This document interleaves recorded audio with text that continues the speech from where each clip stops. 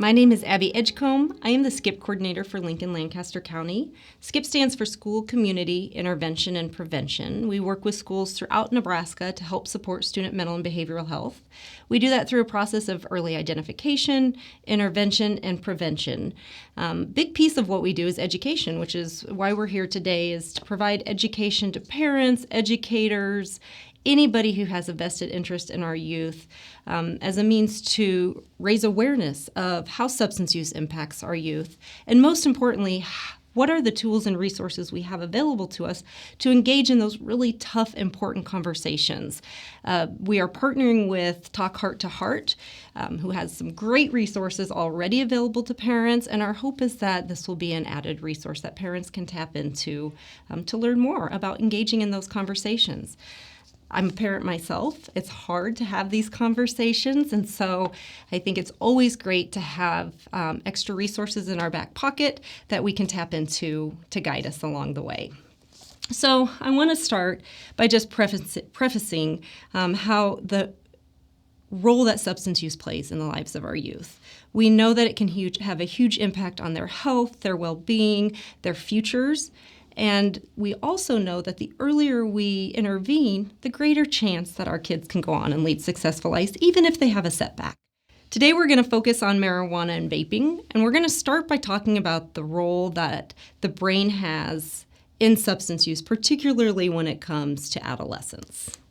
So our brain continues to develop until 24, 25 years of age. And when you think about in the context of adolescence, if a student is beginning to experiment with substances at 13 or 14 or 15, up to even 18 years of age, they still have several years of really critical brain development left. And that's huge when we think of substance use and the role that it plays in the lives of our youth, particularly the risk of addiction. So what we know is that drugs and alcohol really can hijack those important functions of our brain that are still developing and growing as we age. So rational thinking and the ability to regulate emotions and impulse control, those are some of the last functions of our brain that fully develop. So the areas of the brain that control decision-making, problem-solving, judgment, and self-control are really powered by our prefrontal cortex. And when you think of the prefrontal cortex or the frontal lobe of your brain, if you're talking to a youth or your son or your daughter and you want to explain this in a little bit more context, have them put their hand right here on their forehead. That is where your prefrontal cortex is.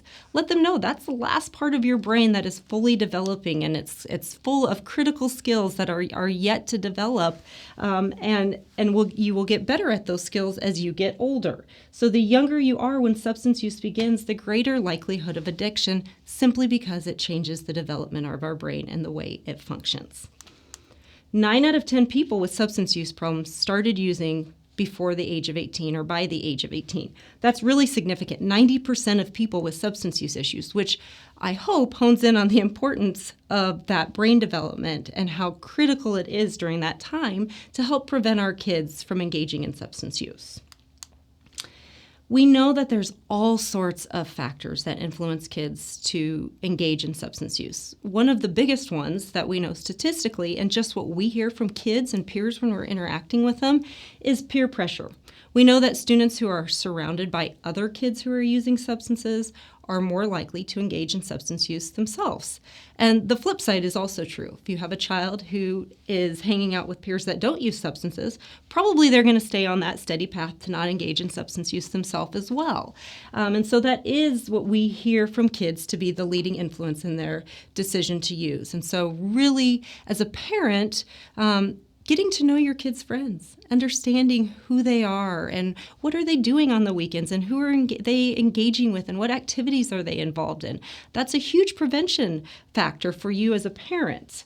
Popular media. Think of commercials, specifically alcohol commercials. That's the legal substance that we have in Nebraska. So think of marketing and music, pop culture, where we hear references to drugs or alcohol and how that might impact that developing teenage brain to think, well, everybody else must be doing this. They're singing about it. I'm seeing it on TV. I'm hearing about it in movies.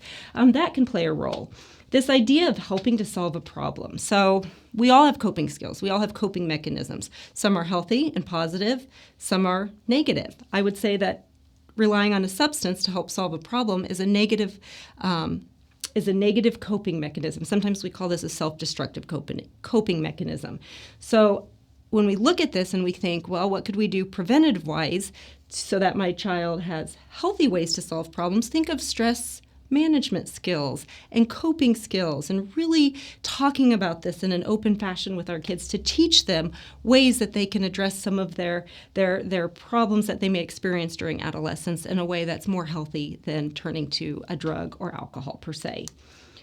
So when we think of some of the problems that kids may deal with and why they may turn to substances to help alleviate some of those issues, we hear that kids sometimes will use it as a means to relax, turning to substances to chill out, to relax, to not have to deal with all of the pressures that they're dealing with as a teenager, to alleviate boredom.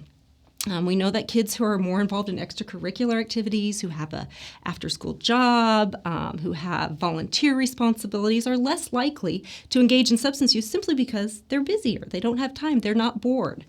To fit in socially. Most of us have all of us have been adolescents before. Some of us have had the privilege of raising adolescents, but we've all experienced adolescence. And it's hard. And it's hard to find your place and to figure out where you are in the world and who you are. And so it can be tempting for kids to engage in those at-risk behaviors simply because they think that's what they need to do to fit in.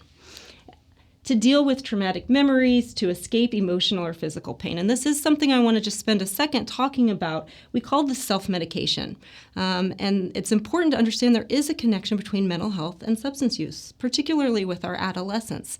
And so if we have a child who is struggling with some mental health, it's really important that we get them connected to mental health services so that they don't turn to those substances as a means to self-medicate. And that same would be true with traumatic events, PTSD, any of those adverse childhood experiences that can impact a child or teenager's emotional and mental health. To relieve anxiety or stress. We know that kids today are extremely stressed. We hear it from them. We see statistics that show our kids today are more stressed than generations before. And so that's a huge factor for kids. Sleep, to help them sleep, especially if they already have some stress or anxiety. So they might use substances of sorts to help them relax, help them go to sleep. Performance drugs, particularly when we think of, say, ADHD medication or a stimulant of some sort. Sometimes we will see kids turn to those particular drugs to help enhance their academic performance, their school performance, to stay up on their studies and to be involved. And then to lose weight. These are all different types of problems that we might see that kids turn to substance uses for. So when we look at trends in substance use, we know that trends change over time, and it really varies from decade to decade. But what we're seeing right now and what we've consistently seen over the last several years is that alcohol, marijuana, and tobacco are really leading in terms of the substances that kids choose to use. So we're going to spend time focusing on those. That's not to say that there aren't other substances that kids use. We know that there are. But for the sake of understanding that these are what we're seeing the most of, we do feel like it's really important for parents to really hone in on these three substances and make sure that they're providing education and information to their kids about how these particular substances can really influence their growth, their development, their health, and their safety. So when we start looking at marijuana use, this is a great resource, National Institute on Drug Abuse. They put out statistics annually. Our most recent statistics are from 2020, and they look at different levels of use between 8th grade, 10th grade, 12th graders. And you can really see that the marijuana use from 2010 to 2020 has stayed really pretty steady. No significant increases or decreases. And that's not really surprising to us based on the fact that we know that this is the number one illicit drug of choice between kids. So we don't expect a huge dip in it right now. And so you can see that our 12th graders are using at a higher rate than our 8th graders and our 10th graders. And again, those aren't uncommon trends, but be aware of that and understand what I see when I look at this as a educator, as a professional, and as a parent is how important those early years are, right? So if we know that use goes up, let's start early in having those conversations and talking about what the risks are associated with marijuana use. Marijuana is the top illicit substance used by teenagers. Even though it is illegal in Nebraska, it is legal in a lot of different states, which is influencing the perception of our youth that it's a risky substance to use. So there's this perception by youth that because it's legal in so many places, it's not risky to use. And that perception, we're seeing a gap with that in terms of even kids that don't use the substance, don't use marijuana, they will report that they don't feel like it's risky to use. And so we can refer to marijuana as cannabis, pot. A lot of times we'll just say marijuana, but understanding what some of those different, what the language around the drug is, so that as we're talking to youth, we're on the same page as them. That's really important. And as parents, we can do our research on that. The internet is a great tool for a lot of things. It can also be scary because of a lot of things that our kids can tap into. But for us as parents, it's a great tool because we can learn a lot about what some of the language is and some of those slang terms and that we might pick up on as our kids are talking about some of these things. So we know that marijuana can have a couple of different effects on kids. It used to be we think of marijuana and we think of, the kid eating a bag of potato chips, sitting on a couch, feeling tired, glazed over look. Because we're seeing different strains of marijuana and the potency has changed and the mode of use has changed, it doesn't just look one way. And so we can see stimulant effects, we can see depressant effects, we can see hallucinogenic effects, which I will talk a little bit more about. And all of that is dependent upon the potency and the strain and the mode of use between that the adolescent is using. Legalization has really sent some mixed messages to our youth, and we're not here to say one way or the other whether legalization is good or bad. We're here to advocate for youth, and we know that even where it is legal, it's never legal for anybody under the age of 21. So our goal is to really help and impress upon kids that just because marijuana is legal doesn't mean it's safe for the developing adolescent brain. Alcohol is legal. Doesn't mean it's safe for the developing adolescent brain. It also doesn't mean that we can misuse a substance that is legal and have some really adverse consequences. Another reason why we're seeing marijuana be one of the top drugs of choice is it's relatively inexpensive and it's relatively easy to obtain for a lot of our kids. In fact, some students will tell you that it's easier to obtain marijuana in their halls of their school than it is to get their hands on alcohol. And so I think that combined with the inexpensive of the fact that it's inexpensive and it's easy to come by does increase use amongst our youth. So we know that when use begins in the teenage years, it does have significant impact on brain development, and it also can play into addiction. So for years, we've been told marijuana can't lead to addiction. And while that is true for some adults, that's not necessarily true for our developing adolescents because their brains are still growing. And so what we see is that of the persons 12 and older classified with substance use dependence and abuse, marijuana is the illicit drug that is most abused. In terms of addiction, we know that about 1 in 10 users will become addicted, but for people who begin using before the age of 18, that number rises to 1 in 6. The potency of marijuana has really changed, which has also changed the way that the drug affects the brain and can lead to addiction, right? So when we look at over the last several decades and think about how that potency has really changed, in the 70s, there was about 1% THC in marijuana. So we think of that green leafy bud and very low THC levels. In the 90s, that increased some, was about 4% THC. Today, we're seeing anywhere from 15 to 20% THC, and that's starting to increase as well. Well, with increased potency comes increased adverse reactions. So that's really important to understand that the marijuana of the 70s is not the marijuana of today. So that's a really important key fact that we want to hone in with our kids and help them to understand how much the drug has changed over time. So with increased potency comes increased risk. That's not surprising. And there's a lot of harmful effects that marijuana can have, particularly on the developing brain.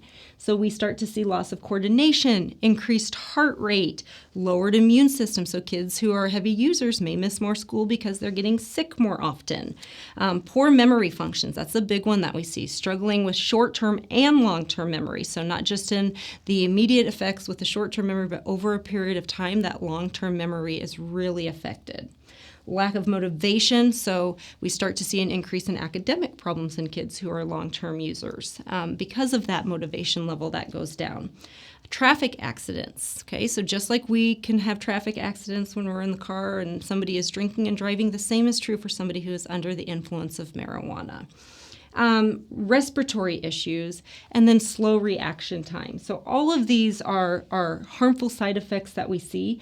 We also know that it really affects self-control. We are starting to see more and more kids end up in the ER as a result of marijuana use. This is something that we didn't see decades before. It was very rare that we had anybody show up to the ER because they were under the influence of marijuana. And so why is this happening? Well, a couple of things. So they're showing up in the ER because they are intoxicated and under the influence of marijuana, but we're seeing things like psychosis, hallucinations, paranoia, increased heart rate that's scaring kids, and they're thinking something's not right with me, something's wrong with me, which is sending them into the ER. Agitation is another reason that we might see that happen. I should also note that and several of our kids who use marijuana, they don't just use marijuana. So some of these ER visits are attributed to somebody who may be under the influence of, say, prescription medication and marijuana. But among ER visits made by patients 20 or younger resulting from drug misuse or abuse, marijuana was the most commonly involved illicit drug. So just think about that for a minute and think of how this is affecting our kids. So a lot of times we'll hear kids say, well, you can't overdose on marijuana. You're right. We don't have record of anybody overdosing, but that doesn't mean we don't have record of people having adverse consequences. With those hallucinations, we have seen kids who have been so high and so paranoid that kids have tried to jump out windows. Okay, they have engaged in behaviors that they typically might not have engaged in that put them at risk for adverse consequences or health and safety risks, because they're under the influence of marijuana and because of what that marijuana is doing to their brain. And so, yes, even though you may not overdose, that doesn't mean that there can't be adverse consequences. And that's a really important piece of information that we want to get into our kids and help them to understand how that it can still hurt them. So when we look at how to identify if a child might be or adolescent might be using marijuana, and that can be difficult. It's getting more and more difficult for us to know if somebody's under the influence of marijuana or what they're under the influence of, because it can look so different. And so it may be hard to really key in on that level of impairment because of the different strains. And I'm going to talk about two of the different strains here in a moment. Tolerance plays a role. So if we have a student who's been using for a longer period of time, they may have built up a tolerance to that marijuana. So their behaviors may look different than a student who used marijuana for the first time. Potency. The potency definitely makes a difference. And then the frequency of use. And so all of those factors play into how we can really identify level of impairment. The marijuana industry is evolving, and we are just trying to keep up. So as more and more states legalize marijuana, more strains become available, the potency increases.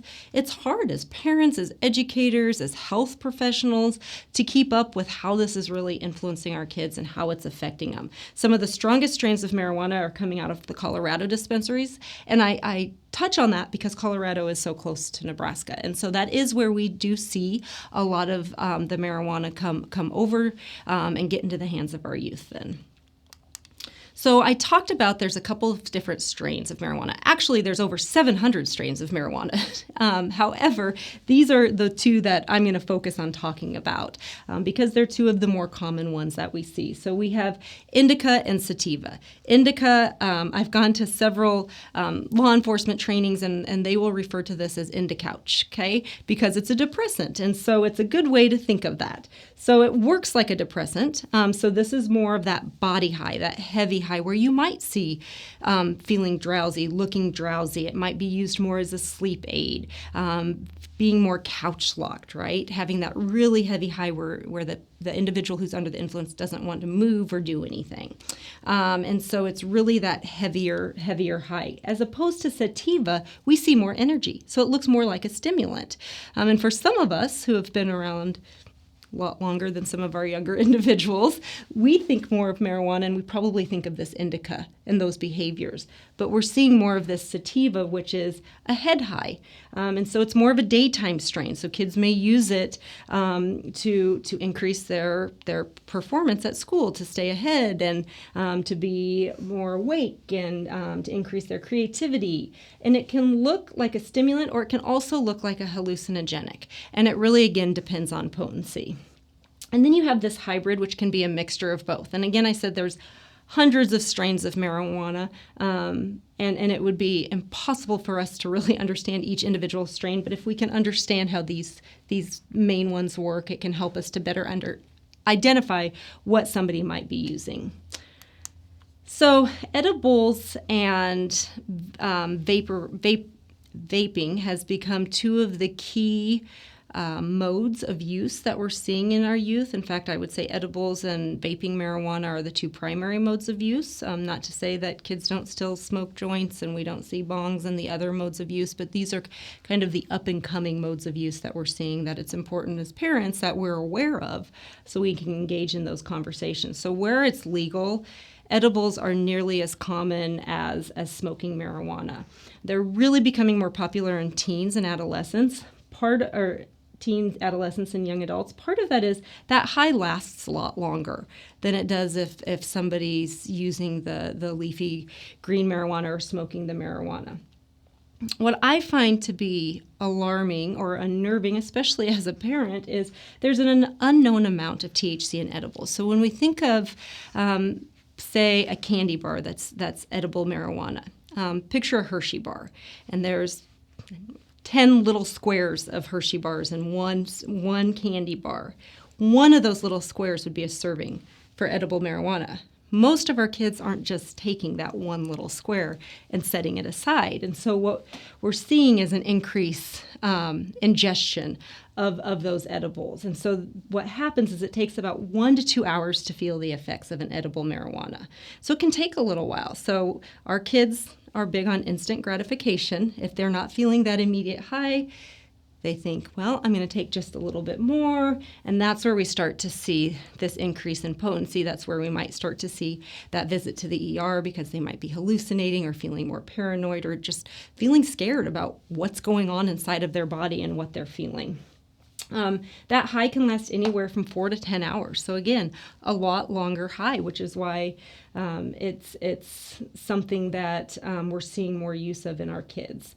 You may not feel that immediate high, so they are ingesting larger amounts. And so I mentioned how that can play a role in ER visits and some of those adverse consequences that we're seeing.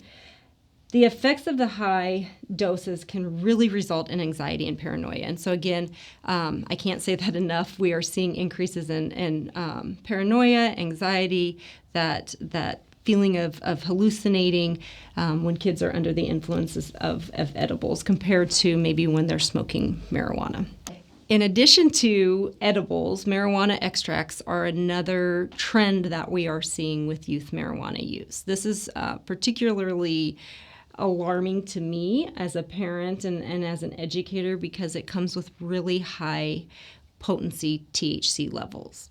When we look at the difference between marijuana extracts and the leafy bud, the difference in THC goes from 15 to 18% up to 60 to 80% THC. And some of our dispensaries, we're seeing 90% THC. Those are really high amounts of THC that are going into our youth systems, which is why we're seeing more of those ER visits, because these particularly high levels of THC can result in that hallucinating feeling, paranoia, those high levels of anxiety. Marijuana wax or marijuana extracts can be referred to as marijuana wax, oils, concentrates. They can look a number of different ways. If I was a parent who wanted to be more educated of what would I even look for if I was concerned my child was using marijuana extracts. If you come across anything that resembles these items right here, I would be concerned and alarmed and do some research or reach out for some help and some guidance to help you walk you through that process of having that conversation and connecting your child to some supports and resources. Marijuana extracts are essentially just what they say, extracted resins from the green leafy marijuana plant. And so it's really rich THC. When we look at mode of use of marijuana extracts, they can be vaped or inhaled through a bong. The trend that we're seeing now is being used through a vape pen or through a vaporizer. So e-cigarettes or vaporizers are often the preference of choice that we're seeing amongst our adolescents. There's a number of reasons for that. For one, they produce less of an odor, so they might not tip off a parent or an adult as easily as, say, a joint or smoking marijuana from the bowl that really puts off that scent or that smell. It can be smokeless, easy to hide, discreet. There's a lot of different types of vape pens that are available that can be used for different products. So you have vape pens that can be used specifically for oil and vape pens that can be used specifically for wax. If the vape does smell, it really depends on a couple of factors. And we get this question a lot. Well, how do I know if they're using nicotine in their vape pen or if there's marijuana in their vape pen? So what we know about the smell is that it really depends on the quality of the pen and then where the use is occurring. So if it's outside, you may not smell it as easily as if you walk by an adolescent or somebody who's vaping that marijuana and you walk through that stream there. So proximity to the person matters, stronger smell inside versus outside. Those would be the two key things. Also, in a vape cartridge, THC appears more like oil. You can see that in this image here. So it looks more like that ambered, kind of thicker oil, whereas nicotine in a vape pen appears more like water. So those are a couple of different ways you might be able to distinguish theirs, but there's no fine science or art to really knowing the difference. They have so many different products out there, so many different vape pens that it can be harder to identify. So that's where this education piece really comes into play. And as a parent, as an educator, learning as much as you can about what is on the market, what kids are using. Our kids can be a really good resource to ask questions for. You would be surprised how much they might share, even if it's not your son or daughter or your student themselves that are using. Maybe they will share information about a friend who's using and give you some more information, and that can be really helpful. Moving on to electronic cigarettes, in addition to vaping marijuana, we also still are seeing a lot of just vaping of nicotine. So I mentioned at the beginning that we are seeing alcohol, marijuana, and tobacco as being those three key substances that kids are using. And vaping is one that's still high up here on our radar in terms of what kids are using. And so most people know what electronic cigarettes are, but they come in a number of different types of devices, but they are essentially deliver nicotine in the form of an aerosol, so no tobacco is being burned. Some of the items that we might see are the Juul, the Puff Bar. The Juul was one that was really big a couple of years ago. It's an electronic e-cigarette device that we were seeing kids use a lot of because of the flavors they were using with the Juul. And I'm going to get into this a little bit, but the FDA has made some changes in terms of what these companies can manufacture, what they can produce when it comes to flavors. And so there was a ban put on electronic e-cigarettes not too long ago that banned the company like Juul from manufacturing flavored nicotine, which is why so many kids were drawn to the Juul. So we're not seeing that as much as we did in the past. I will also say, just in my own experience going into local gas stations and stores within our community, I'm seeing more signs posted that say will not sell the Juul to anybody under the age of 21. So our retailers are getting better about catching that and hopefully helping us in our prevention efforts. According to the National Youth Tobacco Survey, this is another really great statistical resource we can tap into, but e-cigarettes are the most commonly used tobacco product amongst our middle and high school students. So years ago, cigarettes were huge amongst our youth, and now we very rarely hear about kids who are using or buying traditional cigarettes. But we are seeing a huge number of kids who are using and buying e-cigarettes. 19.6% of high school students and 4.7% of middle school students report current, which is just in the past 30 days, use of an e-cigarette.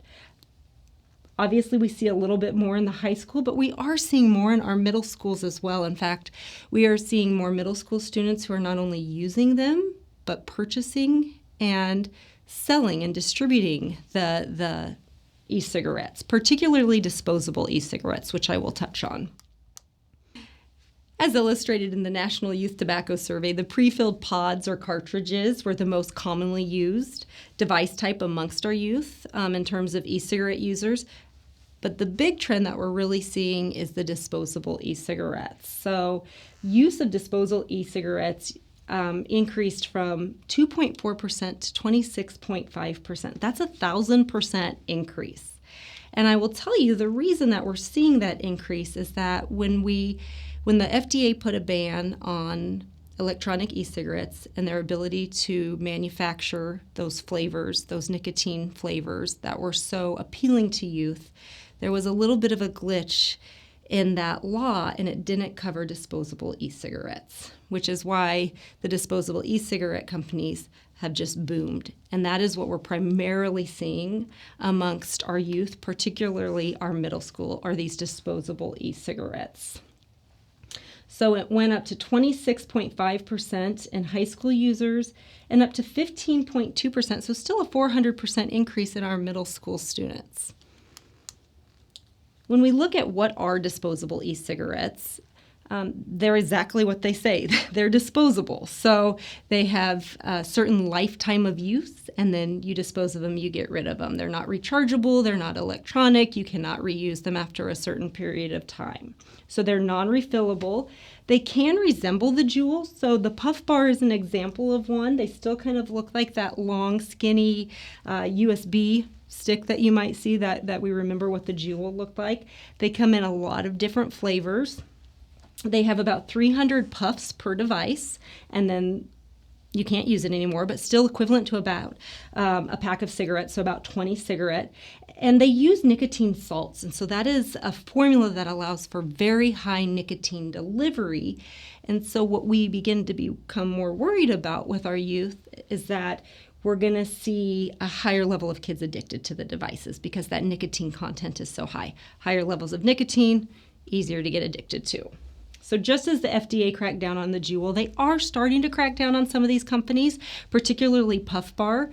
I know I used to kind of peruse the websites of these certain retail markets in terms of disposable e-cigarettes. And when I recently got on Puff Bar, there was the disclaimer up on their website, and they're starting to really crack down on manufacturing those flavors that are so appealing to our kids. So they're currently not subject to federal policy regulating flavored e-cigarettes, but I do think we are going to see more of that regulation start to come forward, which will help in our prevention efforts, because what we know with these e-cigarettes is kids are most drawn to those flavors.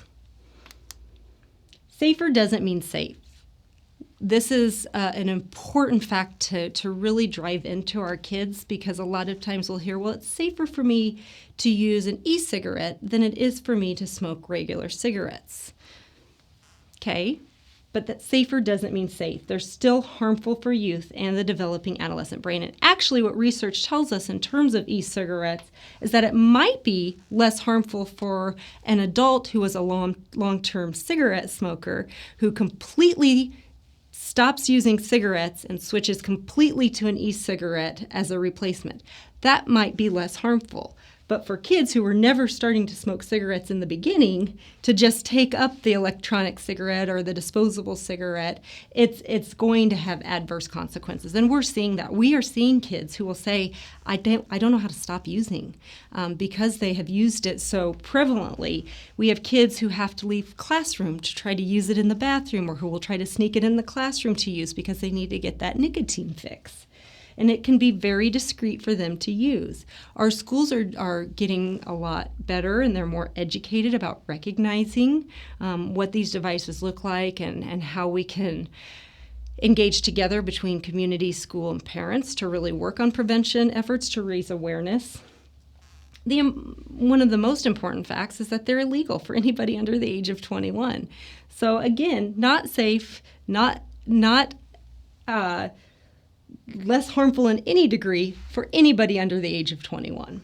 So the government raised the legal age to purchase all tobacco products to 21. So you think of a couple years ago, they were 18, then 19, and now it's 21. And we're really hoping that we can start to maybe see a decline in our youth under the age of 21 who are using. That's not to say we don't still have individuals who are 21 years of age who are purchasing the devices for younger kids, but it's a little different than, you think of a senior in high school, they could be 18 or 19 years of age and have 14, 15, 16-year-old peers or siblings that they could legally go into the store, purchase those devices, and pass them on. It becomes a little more challenging for that to happen amongst high school students with that age being 21. We know that the e-juice, even if it doesn't contain nicotine, has a lot of harmful ingredients.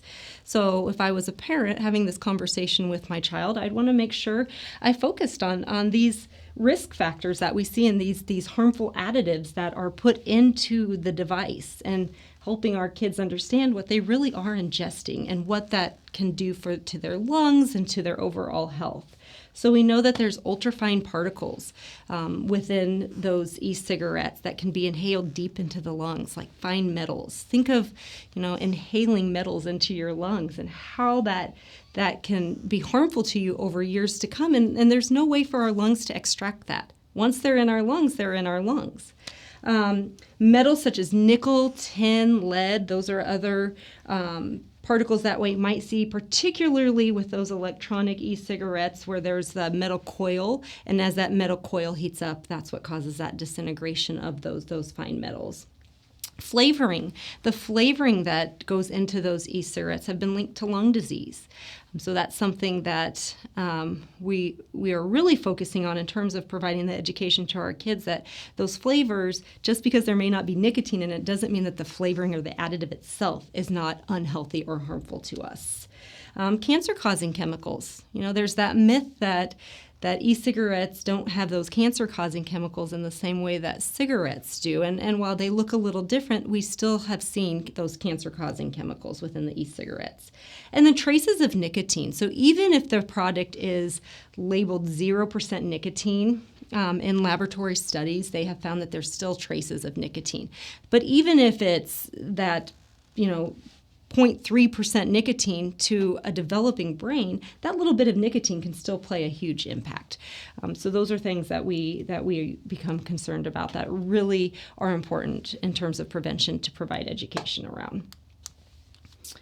We know that it can irritate lungs. We've seen kids and students and adolescents end up in the hospital or go to the doctor and have those irritated lungs. I think it's been interesting over the last few years as we've seen an increase in e-cigarette use to see and hear stories about kids who, once they hit a certain age, say, wow, I wish I had never started using. And they'll share their stories of irritations in their lungs and adverse health consequences that they're seeing after that 4 or 5 years of use. And that can be hard for our 7th or 8th graders to wrap their heads around. Well, it's not going to affect me, but they don't see into the foreseeable future to understand what that long-term use can look like. We're also starting to see these studies come out that in youth who use e-cigarettes, there's a greater likelihood that they'll go on to use regular cigarettes. I think that will be interesting to really watch unfold over the next decade or so, because we have seen such low numbers of youth who are using those combustible cigarettes. It'll be interesting to see if we do start to see an increase in that, and if there's that correlation or any trends that we can see in relation to the e-cigarette use. If you are concerned your child or adolescent might be engaging in substance use of any kind, it's really important to understand some of the behaviors or signs that you might recognize as a parent or even as an educator or a caring adult in the life of a youth.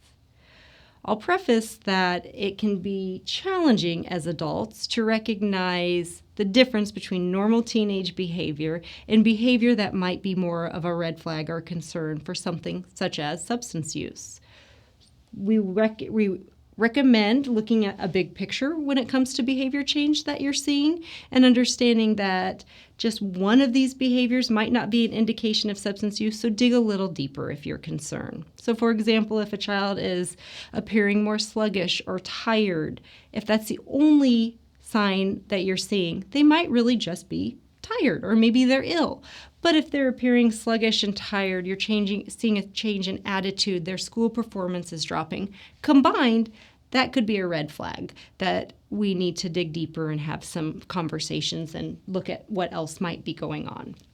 Some of the behaviors that we might see begin with mood changes. So increase in agitation, being angry more often, defensiveness. All of those mood changes can be something that we might see with a student who's under the influence or who is engaging in substance use behaviors.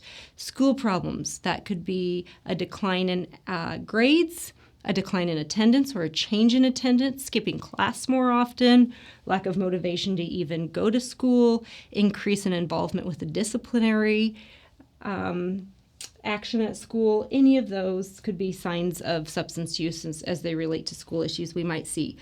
Increase in rebellion, so going against family rules, breaking curfew. Again, rebellion is a natural part of adolescence. It's normal for kids to want to go against some of those rules.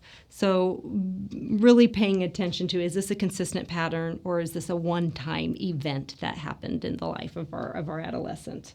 Isolation, withdrawing away from friends, family, not engaging with family members, withdrawing from peers, not wanting to participate in family events, come down for dinner. All of these things might be a sign that our child is withdrawing because they're engaging in substance use. Again, you're going to hear me say this a lot, that withdrawing is also a normal part of adolescence. It's normal for our kids to want to be alone in their room sometimes.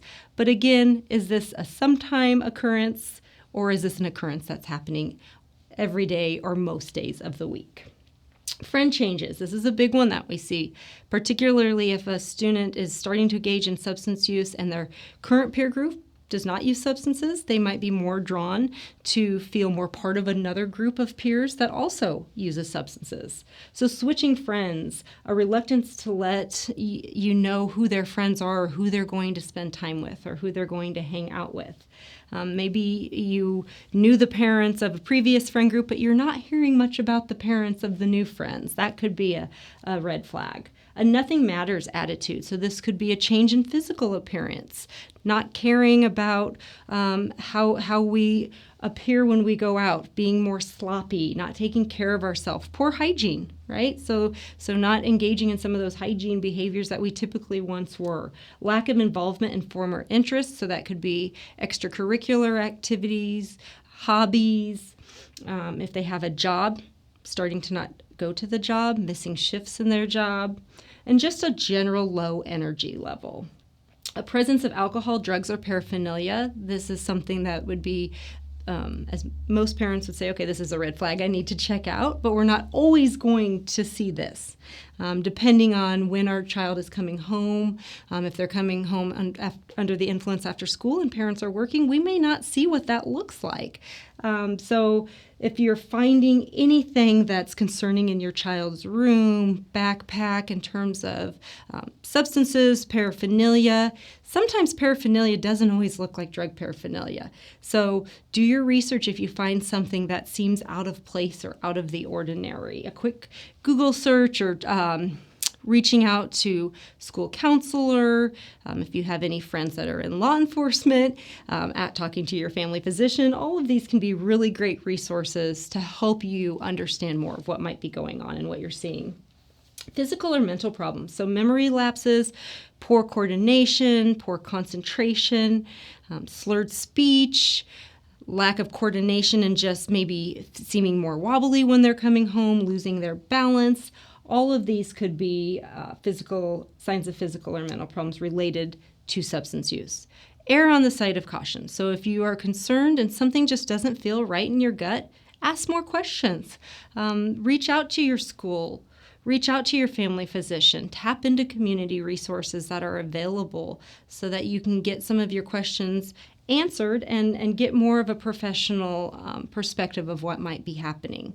It never hurts to err on the side of caution, and there's a lot of great resources that can help parents and can help families to better understand if their child is using substances. And we'd rather keep our kids safe and be wrong than ignore a problem and have it turn into something bigger that we could have intervened with at an earlier stage. We know that early intervention is huge. It's key for substance use. So if our child is going down that path, we want to intervene early, and we want to be able to get them connected to the right support so it doesn't turn into a substance use disorder or an addiction that requires a lot more intensity of service to get better.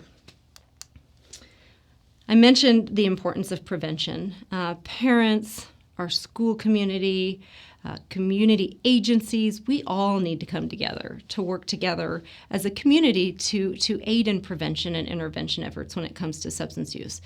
It's not just one role that we all play. A lot of us, even as parents, wear multiple hats. You know, I'm a parent of teenagers, but I also work with our schools. And so it can be hard to shift from our various roles that we play, and from parent to educator to teacher to community leader. But we all need to work together for that prevention. We know that utilizing school and community resources is a huge benefit to families.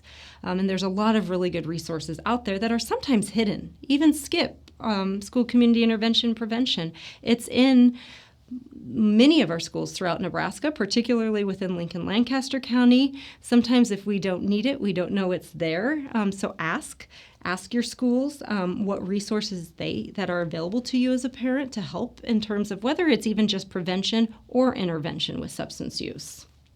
Educate yourself. That's one of the best things we can do as parents. So if you're watching this presentation, you're a step ahead than a lot of parents are. So educating yourself on what are the substance use trends that kids are engaging in? What are the signs of use? What behaviors might I see in my child? And then more importantly, how do I have those tough conversations? And those tough conversations don't have to happen after an incident. They can happen before in terms of prevention, and even those prevention conversations can seem hard, but if you utilize community resources, they can walk you through a lot of these conversations and give you tips and offer guidance that can make it easier to engage. Talk early, talk often. Substance use prevention doesn't happen after one conversation. It's an ongoing conversation that we have to have with our kids and with our youth. So rely on those teachable moments. So if you're sitting in your car at a stoplight and it's just you and your son or your daughter, engage in conversation. If you hear an advertisement on the radio that has to do with drugs or alcohol or substance use prevention, have a conversation following that. If you're sitting on the couch watching a TV show and there's adolescents drinking in the movie, pause the TV show and have a conversation about, gosh, there's kids drinking here. They're not 21. What do you think about that? Do you have peers that engage in substance use? And ask questions and talk about that and make it a safe place for kids to talk. We know the earlier that we start talking, it lowers the risk of substance use. Reinforce school policies. If your schools have policies around youth substance use and your student has a substance use violation or violates the school substance use violation, work with the school so that your child understands the consequences and learns from that, so that we can avoid that behavior in the future and support your school in enforcing those policies. Communicate expectations around substance use. So what are your family expectations? What do you expect of your child? And that can look different for each family. There's no right or wrong way to set those expectations because every family is different. But sit down and make sure that if you have specific expectations that your child knows what they are. So an example of that would be if you're at a party and there's drinking or there's drug use going on, I want you to call me. I will come pick you up, no questions asked. I want you to be safe. That might be an expectation. We will not tolerate underage drinking. And if we catch you drinking, there'll be a consequence and we'll talk about it. But we want to keep you safe, and that's our job as your parent, is to keep you safe. We know that kids who are not regularly monitored by their parents are 4 times more likely to use drugs. 4 times more likely. And that's hard. That is a hard one as a parent. As a working parent myself, I know you can't be in the room with your child 24 hours a day, but monitor to the best of your ability. Rely on your community, rely on neighbors, rely on family, rely on friends to build a network of support around kids so that we are keeping our eyes on them and that we are invested in what they're doing and the behaviors that they're engaging in. And then provide that positive reinforcement. Right? So one of the best defenses for kids against substance use is self-esteem, self-confidence. And that's something that's really hard to develop at 13, 14, 15, 16 years of age. It takes time. But it can help if as parents we're saying, you know what, I recognized you achieved this in school today.